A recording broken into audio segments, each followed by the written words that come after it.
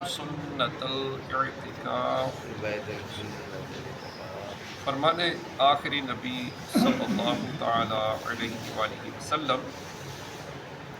جو مجھ پر ایک بار درود پاک پڑھے گا اللہ پاک اس پر 10 رحمتیں بھیجے گا۔ سبحان اللہ۔ صلو علی الحبیب صلی اللہ تعالی علی محمد۔ 12واں سپارہ سورہ یوسف کی آیت نمبر 31 اللہ رب العزت کا فرمان عالی شان، فَلَمَّا سَمِعَتْ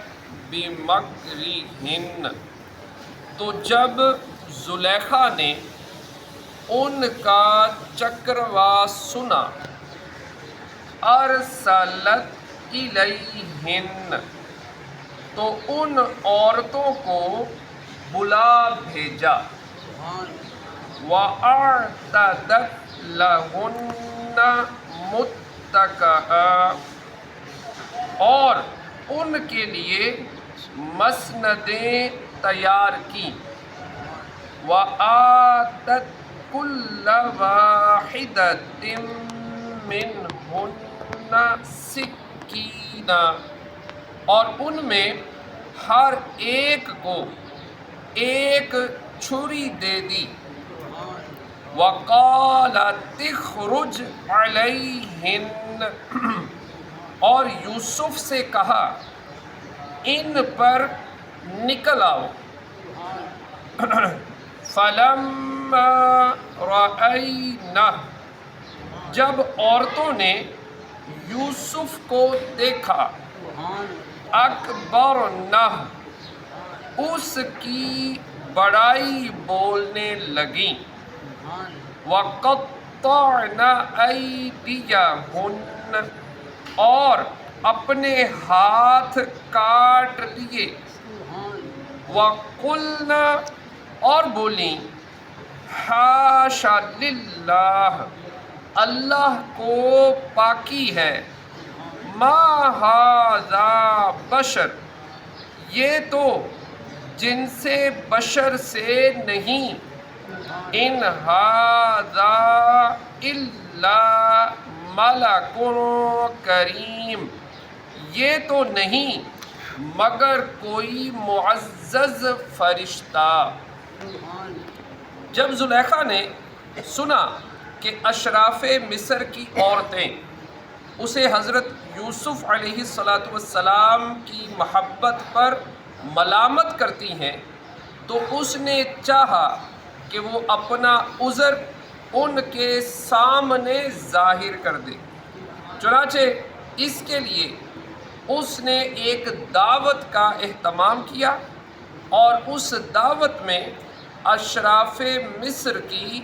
40 عورتوں کو مدعو کیا،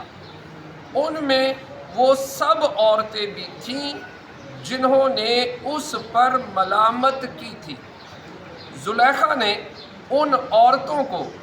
بہت عزت و احترام کے ساتھ مہمان بنایا، اور ان کے لیے نہایت پرتکلف نشستیں تیار کر دی، جن پر وہ بہت عزت و احترام سے تکیے لگا کر بیٹھی، دسترخوان بچھائے گئے، اور طرح طرح کے میوے کھانے اس پر چنے گئے۔ پھر زلیخا نے ان میں سے ہر ایک کو ایک ایک چھری دے دی، تاکہ وہ اس سے کھانے کے لیے گوشت کاٹے اور میوے تراشے۔ اس کے بعد زلیخا نے حضرت یوسف علیہ السلام کو عمدہ لباس پہننے کے لیے دیا، اور کہا ان عورتوں کے سامنے نکل آئیے، پہلے تو آپ نے اس سے انکار کیا، لیکن جب اصرار و تاکید زیادہ ہوئی تو زلیخا کی مخالفت کے اندیشے سے آپ کو آنا ہی پڑا۔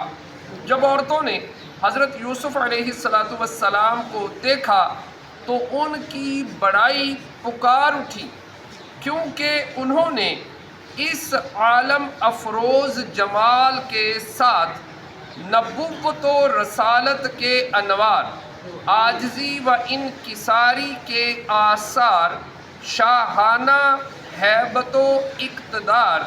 اور کھانے پینے کی لذیذ چیزوں اور حسین و جمیل صورتوں کی طرف سے بے نیازی کی شان دیکھی تو تعجب میں آ گئیں، اور آپ کی عظمت و ہیبت دلوں میں بھر گئی، اور حسن و جمال نے ایسا وارفتہ کیا کہ ان عورتوں کو خود فراموشی ہو گئی، اور ان کے حسن و جمال میں گم ہو کر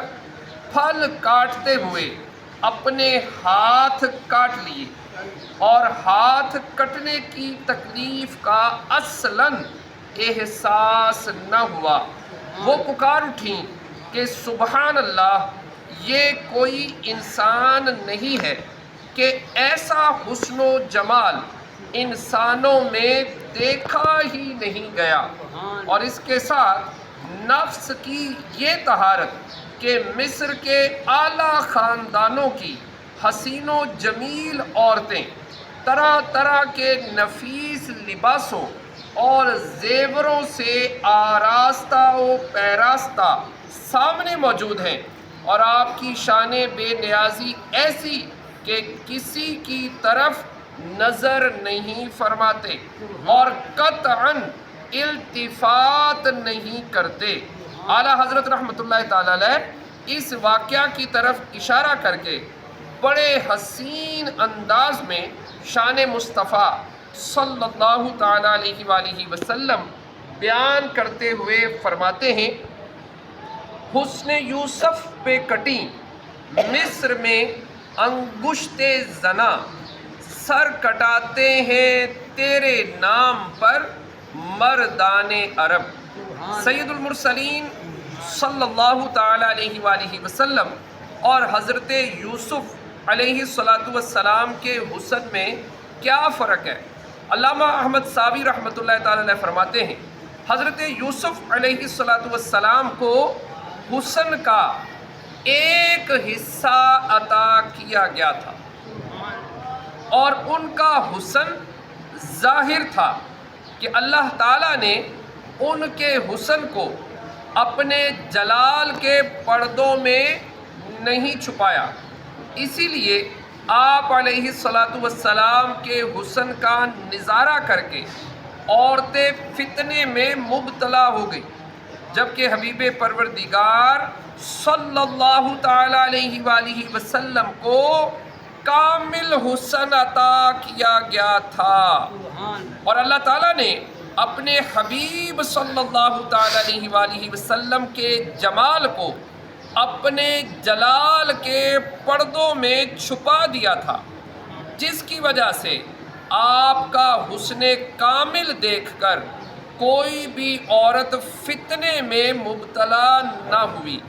یہی وجہ ہے کہ آپ صلی اللہ تعالیٰ علیہ وآلہ وسلم کے سراپا اقدس کی تفصیلات بڑے صحابہ اکرام رضی اللہ تعالیٰ عنہم سے مروی نہیں، بلکہ چھوٹے صحابہ رضی اللہ تعالیٰ عنہم سے منقول ہے، کیونکہ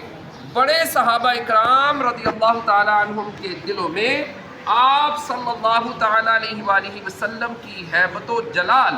اس قدر تھی کہ وہ آپ صلی اللہ تعالیٰ علیہ وآلہ وسلم کی طرف نظر نہ اٹھا سکتے تھے۔ صلو علی الحبیب صلی اللہ تعالیٰ علیہ وسلم۔